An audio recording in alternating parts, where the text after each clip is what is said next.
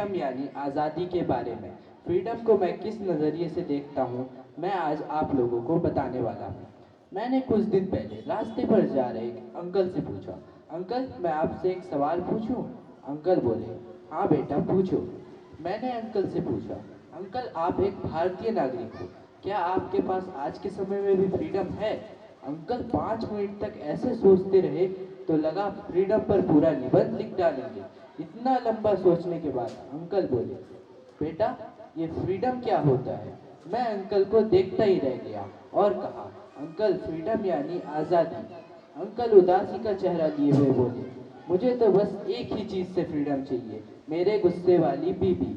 और uncle 10 minute तक अपनी बीबी के बारे में बताते रहे। चलिए मजाक की बात में मेरा ये मानना है फ्रीडम हम इंडियंस के लिए बहुत बड़ा गिफ्ट है।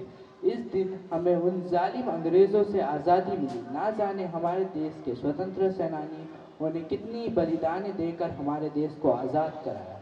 सुभाष चंद्र बोस, उन्होंने हमारे देश को आज़ाद कराने के लिए आज़ाद हिंद फौज का गठन किया।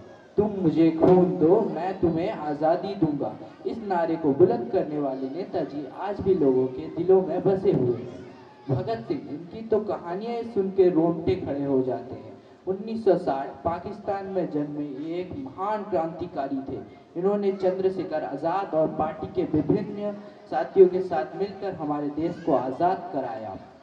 ये अपने अंतिम समय तक ये गाते चले गए, सरफरोशी की तमन्ना अब हमारे दिल में है, देखना है जोर कितना बाजू का दिल में।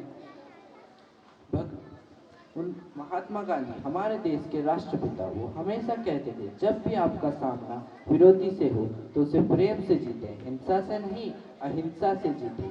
उन्होंने हमारे देश को आज़ाद कराया।